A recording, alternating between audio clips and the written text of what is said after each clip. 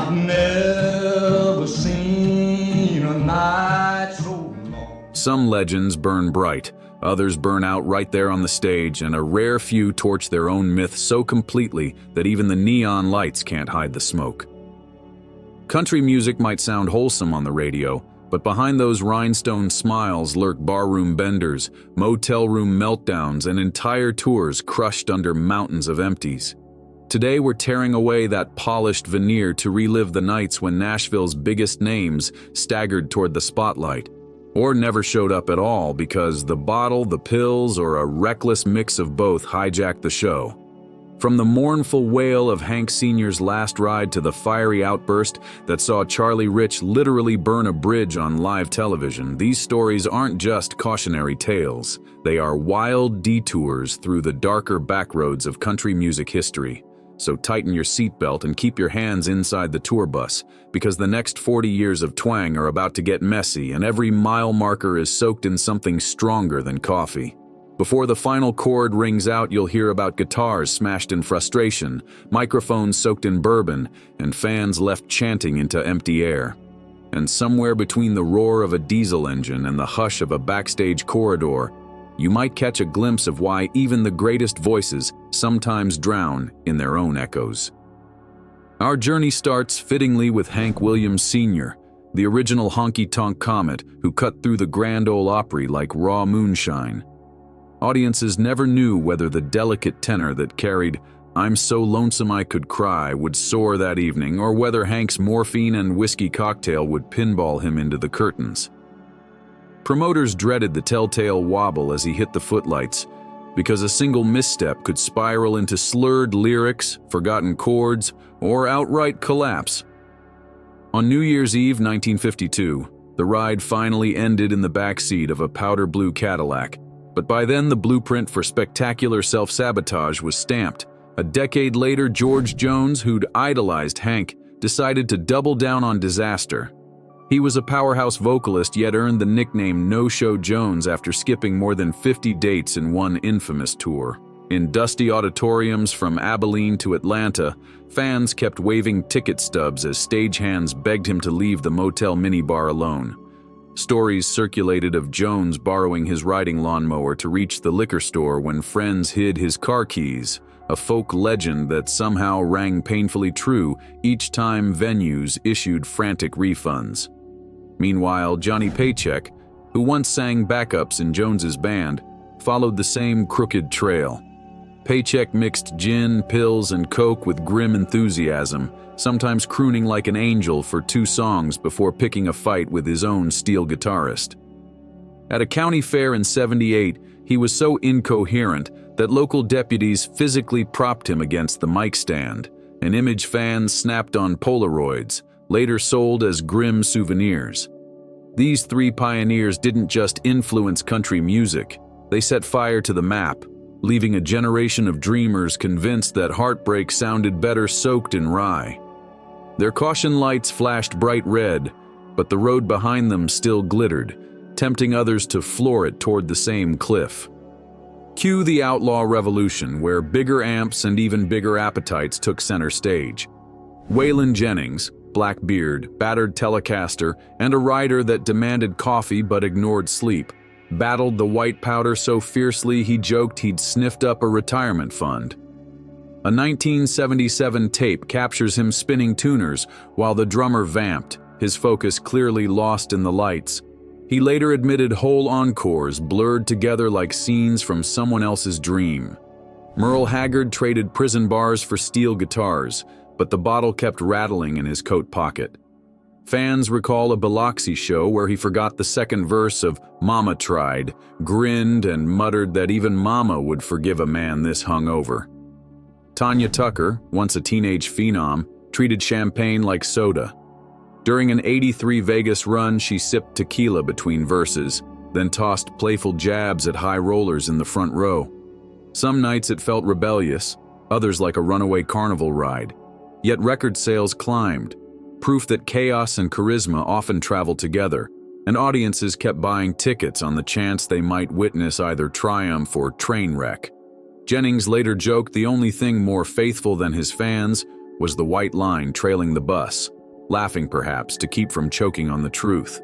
And though the outlaw myth promised freedom, every backstage floor reminded them that debts to chemistry are always collected, usually in front of thousands.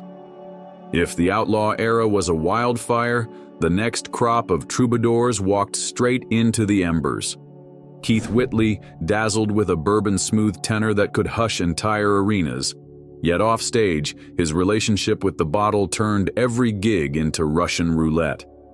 Friends recount a 1988 show where he aced the opener, whispered he could taste forever, then returned 20 minutes later unable to locate the fret markers on his own guitar. He died the following spring with an unfinished tour and endless Missing You radio tributes, spinning in cruel rotation. David Allan Coe, never one to tiptoe around danger, once claimed he could outdrink a locomotive. Promoters in Fort Worth tested that boast and regretted it when Coe railed the crowd about bar license conspiracies until the sheriff yanked the plug. Then there's Billy Joe Shaver, the scrappy poet who wrote hymns to hard living. Shaver famously punched a fellow songwriter, sang the next verse, and apologized only after the final chord. At a Kentucky festival, he stumbled 3 steps, cursed gravity, and kept strumming while security debated whether catching him would break the spell. Whitley's tragedy, Coe's tirades, Shaver's fistfights, each tale different yet woven together by an unspoken belief that authenticity required dancing with disaster. Ticket buyers played witness, unsure whether they'd hear perfection or an implosion, but certain they wouldn't get anything lukewarm. In country music's back catalog of cautionary lore, those evenings now play like scratchy bootlegs, raw, distorted, impossible to forget, and every newcomer studying those recordings still hears the same invitation: chase truth until it blurs, then try to sing it back before sunrise. Rockabilly firebrand Jerry Lee Lewis crashed the country charts with as much ferocity as he lit pianos, but cocktails often caught up first, turning boogie-woogie masterpieces into disjointed noodles. At a 1976 Memphis show, he launched Great Balls of Fire, missed the opening chord, laughed loud enough to rattle the front row, then repeated the intro 3 more times while glaring at unseen specters. Whether those specters were rival pianists or last night's bourbon remains unclear. Over in Folsom Fringe territory, Johnny Cash spent the mid-60s gulping amphetamine poppers by the fistful. He'd sprint through Ring of Fire so fast, the band struggled to keep tempo. During one Arizona matinee, he told the audience he could see coyotes sitting in the balcony. Reviewers thought it was metaphor, until security confirmed he was pointing at empty seats. Hank Williams Jr., meanwhile, grew up under his father's long shadow and tried to drown it in Jack Daniels. After tumbling off Ajax Mountain in '75, shattering his skull, he returned with a scarred face and an attitude louder than the amplifiers. Some evenings he roared like a grizzly set free. Others he mumbled through verses, eyes glassy as stage lights. Yet through the haze, moments of brilliance would erupt. Lewis unleashing a flawless glissando, Cash pausing mid-song to hug an inmate, Hank Jr. belting a note so fierce it rattled the rafters. Those flashes kept fans buying tickets, praying the magic would outshine the mayhem. Behind the spotlight's glare, country's First Lady Tammy Wynette fought an invisible duel with prescription bottles. Tour doctors doubled doses until she could float through Stand By Your Man. Yet some nights the medication folded her knees before the final chorus. In Baltimore, she fainted into the arms of a startled pedal steel player, and after a quick revival insisted on finishing the encore from a folding chair, voice trembling yet radiant. Farron Young, dubbed the hillbilly heartthrob, wrestled similar demons but with less discretion. At his lowest, he hurled a microphone stand like a javelin, narrowly missing a reporter, then winked as if daring management to cancel the tour. Roger Miller, whimsical genius behind King of the Road, cloaked his binges in jokes. He claimed tequila helped him rhyme faster, yet witnesses recall shows where he forgot entire bridges and improvised nonsense syllables while bewildered sidemen scrambled for key signatures. In Las Vegas, he once spent an interlude explaining calculus to a roulette dealer, convinced the crowd needed a math lesson. Winnett, Young, Miller. Each wore vulnerability differently, but all proved the same ruthless equation. The more a voice can stir the soul, the more fragile the vessel carrying it. Their missteps didn't erase their gifts. They merely underlined the cost of singing truths so raw that only numbing agents could quiet the aftershocks. In dim tourbus corridors, whispered warnings echoed. Brilliance attracts vultures, and bottles rarely return what they steal. Few songwriters cut deeper than Townes Van Zandt, yet that lyrical precision cost him his equilibrium. In warehouse gigs, he might deliver Pancho and Lefty in pin-drop silence, then derail into a rambling anecdote that wandered off like tumbleweed. At a Houston benefit, he whispered that gravity was changing, set his guitar on a stool, and walked off stage to find fresh air, leaving the band to vamp for 7 eternal minutes. Steve Earle, Townes' protege, graduated from beer to the hard stuff and nearly lost everything. By 1993, his concerts felt like interventions conducted with amplifiers. Only after rehab did Earle return sharp enough to joke about narcotic-induced time travel stealing whole tours. Jack Green's emerald suits and gentle baritone masked his own battle with whiskey. Fans gauged his cocktails by how many times he called the bass player darlin', and toward the end he relied on cue cards taped to the monitor wedge. Yet despite the stumbles, these 3 men delivered moments so piercing that audiences forgave the turbulence on the runway. Van Zandt could crack a joke as dry as West Texas dust before sliding into a ballad that left cowboys in tears. Earle emerged reborn, warning every kid with a 6-string that talent is not armor. Green bowed gracefully, admitting mistakes and thanking crowds for patience. Each proved that redemption, while never guaranteed, can still find a microphone if the heart keeps beating. Mickey Newbury, the soft-spoken poet behind countless hits, waged quieter wars with bourbon that regularly unraveled shows. Bandmates recall nights when he'd stretch a 2-minute intro into 10, spinning tales no one rehearsed for until the venue dimmed the lights to hint at an early curtain.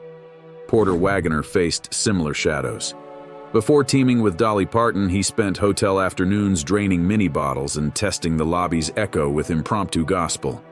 During a 1964 Tulsa stop, he introduced the same song 3 times in 3 different keys, laughing, "Third time's holy, let's go." Conway Twitty's velvet drawl masked marathon bar sessions that spilled into afternoon sound checks. At a Birmingham show, he paused mid-ballad, eyes shut, letting an entire verse float away while the pianist filled space with unexpected flourishes. Then came Charlie Rich, whose brilliance sometimes scorched his judgment. At the 1975 CMA Awards, he opened the Entertainer of the Year envelope, read John Denver, and, fueled by whiskey, torched the card on live television. Was it protest or prank? Either way, sparks flew and fallout was swift. Rich later apologized, Wagoner sobered, Twitty reined in late-night crawls, and Newbury retreated to quieter studios. Yet the memory lingers like smoke clinging to velvet curtains, a reminder that when velvet voices meet 90-proof dynamite, history catches fire. Long after the stagehands swept up, clips of that flaming envelope still circulate, proof that country can be as combustible as any rock riot. We round the bend with tales that echo in every backstage whisper. Del Reeves, king of truck-driving anthems, treated pre-show cough syrup as lorry fuel. At an Iowa fair, he launched "Girl on the Billboard," stalled, confessed he'd forgotten the billboard's color, and the steel guitarist shouted "Yellow" to keep the song alive. Johnny Bush, Willie Nelson's drummer-turned-velvet-voiced crooner, fought stage fright with whiskey until scarred vocal cords fought back. Cancellations followed, but fans who caught a good night still speak of it with reverence. Then there's Loretta Lynn's husband, Oliver Doolittle Lynn, whose alcoholism never put him on stage yet often pulled his superstar wife off it. Barroom brawls left him bruised and her distraught, prompting sudden cancellations and nights when she'd hush a stadium to explain she had to fly home and mend fences. His drinking became a ghost performer, sabotaging tours from the wings. When Del, Johnny, or Doolittle disrupted a show, the fallout rolled downhill. Crew unpaid, fans disappointed, small-town economies bruised. Those ripples remind us that wasted nights rarely end with the final chord. They haunt ticket clerks, sound engineers, and every dreamer in line for the next gig. Yet the songs survive, spinning on late-night radio and reminding insomniacs that beauty and wreckage often share the same vinyl groove. Legends sell tickets, but consequences collect payment, and the stories we've unearthed prove that talent alone cannot outrun its tab. From Hank Sr.'s final Lonely Highway to Charlie Rich's televised Fireball, every incident left behind two simultaneous truths: a breathtaking performance frozen in vinyl, and a caution sign blinking in blood-red neon. Country music's heartbeat is sincerity, yet sincerity without guardrails can spin into spectacle, and spectators often cheer right up until the moment the lights cut out. If one thread ties these 25 lives, it's the razor-thin line between catharsis and collapse. Each singer wielded honesty like a double-edged guitar pick, cutting open their own scars so the audience could feel something real. But sometimes the bleeding never stopped. So next time you sway along to a classic twang, remember the human heartbeat beneath the chord. Fragile, fallible, and one misstep away from silence. May we celebrate the art, learn from the wreckage, and keep the bar tab lower than the volume knob. Let every busted amplifier and abandoned ticket stub stand as a roadside cross for future dreamers. Create boldly, live wisely, and never let last call speak louder than your own song. The stage deserves better tonight. But the story doesn't end when the house lights fade and the crew coils the last cable.